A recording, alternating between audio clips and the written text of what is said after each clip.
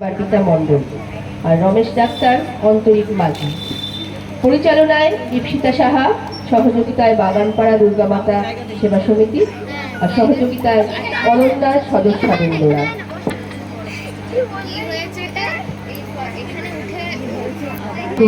মজার কীর্তিকলাপ নিয়েই আজকের গল্প শুরু হচ্ছে।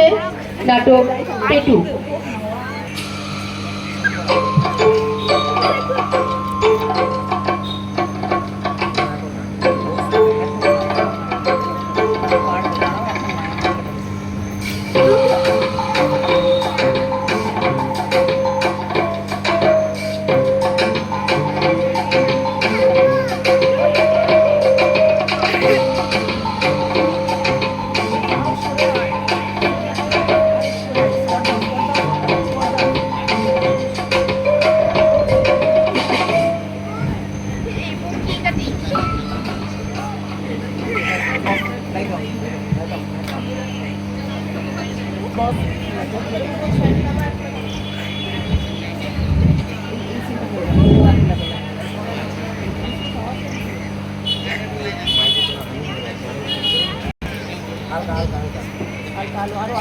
সাদা আলো দাও, সাদা আলো দাও, সাদা আলোটা ইয়ে করো, সাদাটা আস্তে আস্তে ইয়ে করো, ফুল করো, ফুল করো, ফুল করো, এবার ফুল করো, ফুল করো, এবার ফুল করো, ফুল। হরিপদ ছেলে ভালো, কিন্তু ওর হেলনামো যেভাবে দিন দিন বাড়ছে সেটা আমায় বেশ চিন্তিত করে তুলছে। ঠিক বলেছো দাদা, ঘরে কোথাও খাবার রাখার জো নেই, গন্ধ পেলেই সাবার করে দিচ্ছে। দই, মিষ্টি, পিঠে, পায়েস হলে তো কথাই নেই। ওর আচরণে দিদিও বেশ লজ্জিত। এত করে বোঝানো বেটা বোঝে না, কারো কথা শোনে না। এই তো সেদিন তোমার বৌমার পিস্তত ভাই কিঙ্কর আসবে বলে আমি দই আর রসগোল্লা এনে রেখেছিলাম। কিঙ্কর আসার পর তোমার বৌমা দই মিষ্টি আনতে গিয়ে দেখে সব ভোভা। সে কি? মাটির ভারে কালো পিঁপড়ে ঘুরে বেড়াচ্ছে। সব গেছে ওই পেটুক হরিপদর পেটে। আচ্ছা করে রামধনে দিতে বেটা দোষ স্বীকার করলে। এদিকে কুটুমের কাছে মান সম্মান সব ঢিলে। কি করা যায় বলতো? আপন ভাগ্নে, ওকে তো আর তাড়াতে পারি না। তাড়ালে দিদি মনে কষ্ট পাবে। একটা কোনো উপায় বার করতে হবে দাদা, না হলে যে আর পারা যাচ্ছে না। ঠিক বলেছিস মেজো, উপায় একটা বের করতেই হবে। দাঁড়া, রমেশ ডাক্তারের সাথে কথা বলে দেখি, ও যদি কোনো জবর উপায় বের করতে পারে। ওর যা বুদ্ধি! হ্যাঁ হ্যাঁ, ঠিক ঠিক।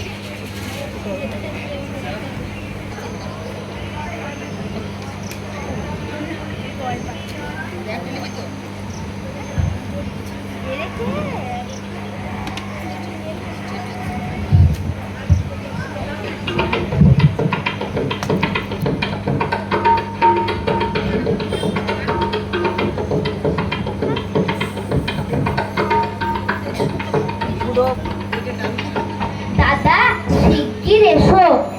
কেন রে? দেখছিস মন দিয়ে লুচি আলু ভাজা খাচ্ছি। একটা দারুণ খবর আছে দাদা, শুনলে তোমার জিভে জল আসবে। তাই? হেয়ালি না করে এবার বলে ফেল দেখি, কি তোর দারুণ খবর? পিসিমা এইমাত্র এক হাঁড়ি দই খাটের তলায় লুকিয়ে রাখলেন। তুই বলিস কি রে ভাই? তাহলে তো পিসিমার ঘরে একবার যেতে হচ্ছে, কিন্তু তাই বলেই লুচি আলু ভাজার অসম্মান হতে দেওয়া যায় না। তুই গিয়ে দইয়ের হাঁড়িটা নিয়ে আয়। পিসিমার ঘরে যে শিকল দেওয়া, আমি যে নাগাল পাই না, তাই তো ছুটে এসে তোমাকে খবরটা দিলাম। বেশ করেছি। আমার লুচি খাওয়া শেষ, চল এবার দইয়ের সৎ ব্যবহার করা যাক। Light off, light off. দেখুন, দেখুন লাইট অফ।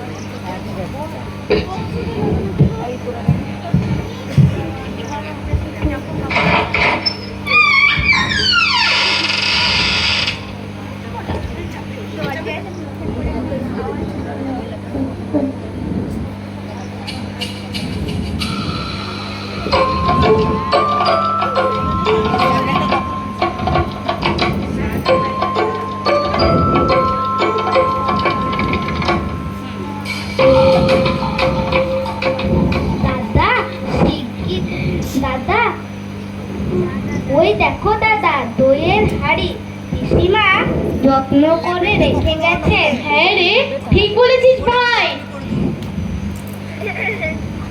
পিসিমা যত্ন করে রেখে গেছেন আমার জন্য। শুধু তোমার জন্য? আমি যে খবরটা দিলাম সেটা কিছু নয়, তুমি একাই দই সাবার করবে না। না রে ভাই, তুইও প্রসাদ পাবি।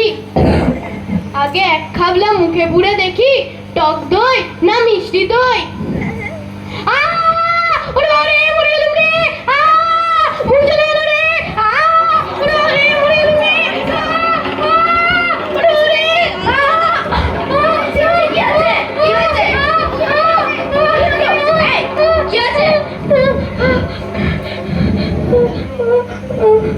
কি দেখো, কি অবস্থা! বেশ হয়েছে, এমন কিছু পারবেন জানাইছি। দই ভেবে চুন খেলি হতচ্ছাড়া। ও আমার মুখে চলে গেল। ওই বেটা শ্যামা বদল তো আমাকে ভাসালো। ওই তো বললো পিসিমা খাটের তলায় দই রেখেছে, তাই তো লোভ সামলাতে পারলাম না। ওকে জিজ্ঞেস করো না। মামা, আমি একটু শান্তি ঘোষের বাড়ি যাচ্ছি, একটা পড়া বুঝে আসতে হবে।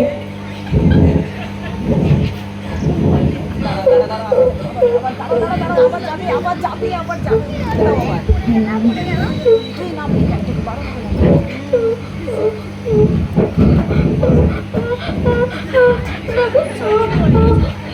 হরিপদ, তোকে কতবার বলেছি নিজেকে একটু পাল্টা, এত লালসা ভালো নয়। দেখলি তো আজ কেমন দই ভেবে চুন খেয়ে বিপদে পড়লি। ও আমি মুখ যে চলে গেল, আর পারছি না, কিছু একটা করো, এবারেই শেষ। উল্টো পাল্টা খেয়ে রাতে যখন পেট কামড়ায় তখন তো বলিস আর এমন কাজ করবো না। তোকে নিয়ে যে কি করি, একটু সেরতেই আবার তোর হ্যাংলামো বেড়ে যায়। এখন কেমন জব্দ হয়েছিস? তোর লজ্জা নেই হরিপদ? ও বাবা, এবারেই শেষ, আর এমন কাজ করবো না। আমার মুখ যে চলে যাচ্ছে, কিছু একটা করো। রমেশ ডাক্তারকে খবর দাও, বাচ্চা আমার বড় কষ্ট পাচ্ছে। ওকে তোমরাই আজকাল এই মাথায় তুলে শুয়ে নিও। এমন চলতে পারে না। রোজ পেটুকের মতো খাবে, এর জন্য কত ধমক, কত শাসন, কত শাস্তি, কত সাজাই তো দেওয়া হয়েছে। তো বাক্য না কি যে বলো, ও তো আমাদের আদরের ভাগনা, কিন্তু খেতে ভালোবাসে, আর তো কোনো অন্যায় করে না। ও গো আমি গো, মুখ যে চলে গেল, কিছু একটা করো, আর পারছি না। যেমন হরিপদ, তেমন তার ছোট ভাই শ্যামাপদ। পেট রোগা, দুদিন অন্তর অসুখ লেগে আছে, তবু হেগলামি গেল না। শেষকালে দই ভেবে চুন খেলি, কি অবস্থা! দাঁড়াও, রমেশ ডাক্তারকে খবর দিচ্ছি। ওরে বাবা রে, মরে গেলুম রে, আর কখনো এমন কাজ করবো না রে, আর কখনো দই ভেবে চুন খাবো না রে, বাঁচাও। ওরে বাবা রে, ওরে বাবা রে, মরে গেলুম রে, ওরে বাবা রে।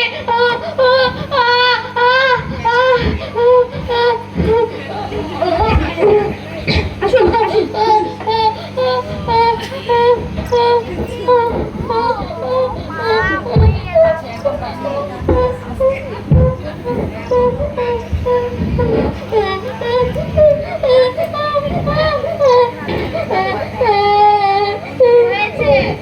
হরিপদ দই ভেবে চুন খেয়ে ফেলেছে।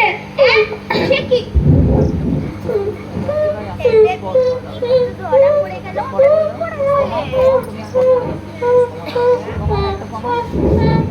দেখি আ করো।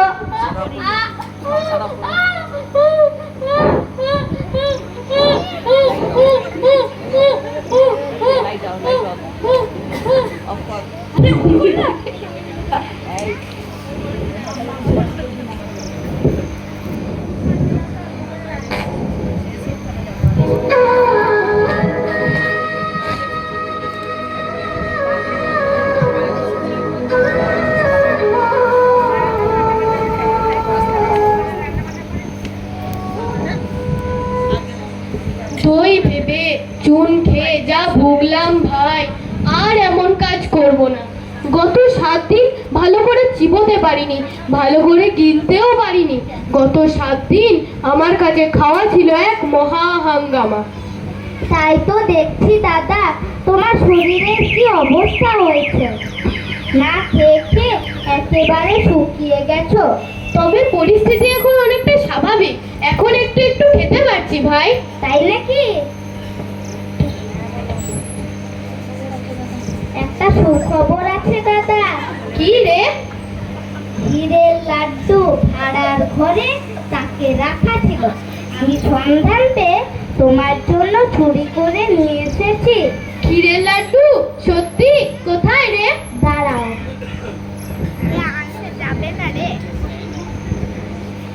এই নাও দাদা হীরের লাড্ডু, খাও।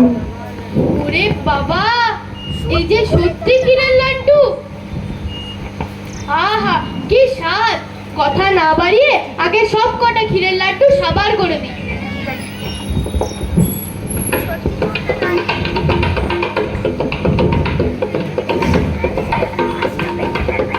হরিপদ, ও হরিপদ, হরিপদ, এই হরিপদ! হরিপদ, এই হরিপদ, হরিপদ, এই হরিপদ! হরিপদ, এই হরিপদ।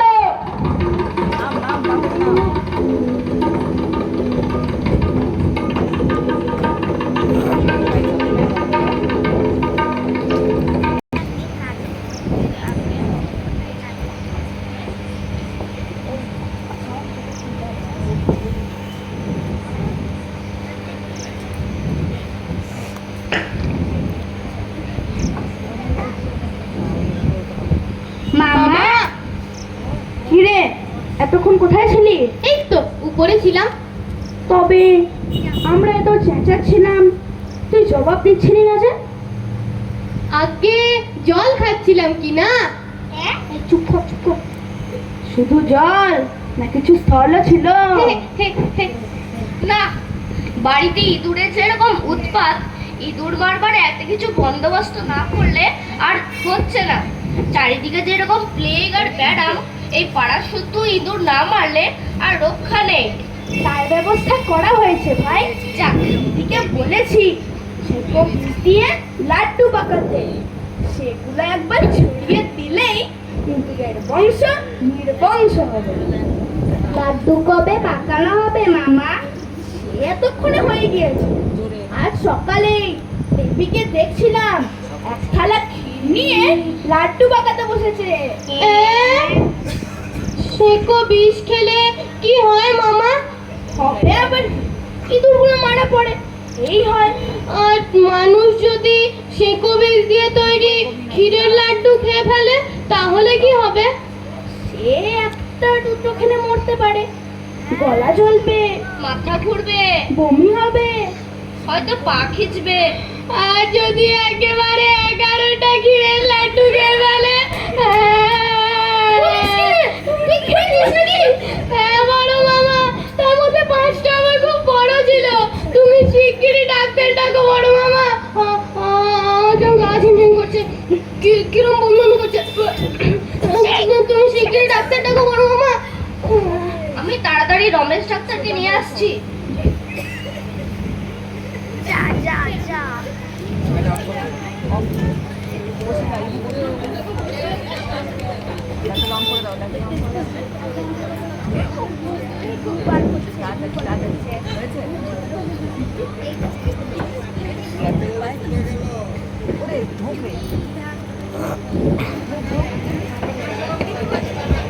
প্রথমে নাড়ি ধরবি, হাতটা ধরবি অল্প। আসুন আসুন।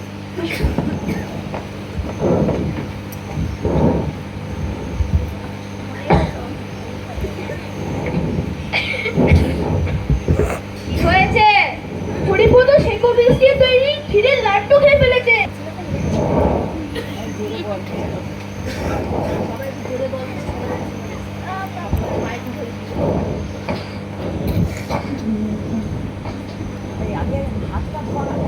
দেখি উঠে বসো।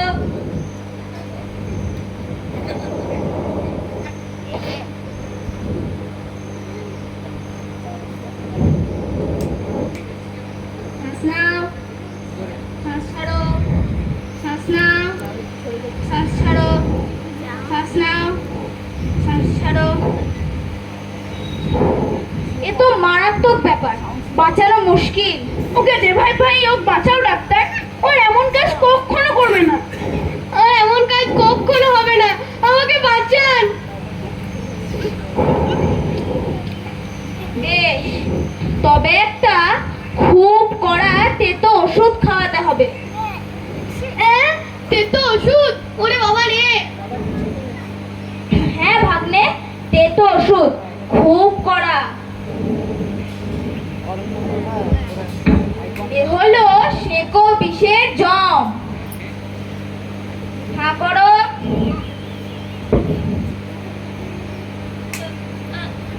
ওরে ওরে বাবা রে, কি তেতো ওষুধ, কি দুর্গন্ধ! এবার এটা শুকিয়ে দেখো। ওরে বাবা রে, কি ঝাঁজ! ওকে পাশের ঘরে নিয়ে যাও, ভালো করে লেপ কম্বল চাপা দিয়ে শুয়ে রাখো, যেন খুব ঘাম হয়। 3 দিন যেন উঠতে না পারে। হরিপদ কি খাবে? চিরতার ঝোল আর সাগু খেয়ে থাকবে। আমি মার কাছে যাব। হ্যাঁ, মার কাছে যাবেন, আরো কিছু? তোমার মাকে এখন ভাবিয়ে তুলে তোমার লাভ কি? তাকে এখন খবর দেওয়ার দরকার নেই। তোমার মা আর মামি জানবে তুমি বেশি পিঠে খেয়ে অসুস্থ হয়ে পড়েছো। গিন্নি, ও গিন্নি, একটু এই ঘরে এসো।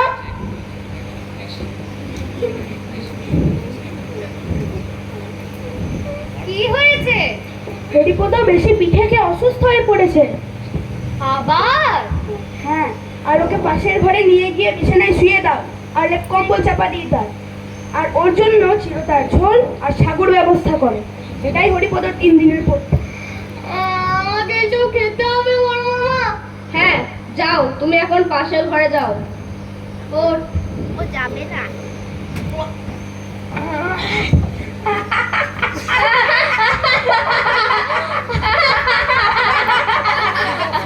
আচ্ছা, খেল দেখালে ডাক্তার। তোমার পায়ের একটু ধুলো দাও। তোমাদের পেটুক ভাগনা 3 দিনেই ঠান্ডা হয়ে যাবে। কড়া তেতো ওষুধের নামে কালমেঘ পাতার রস খেয়ে দিয়েছি।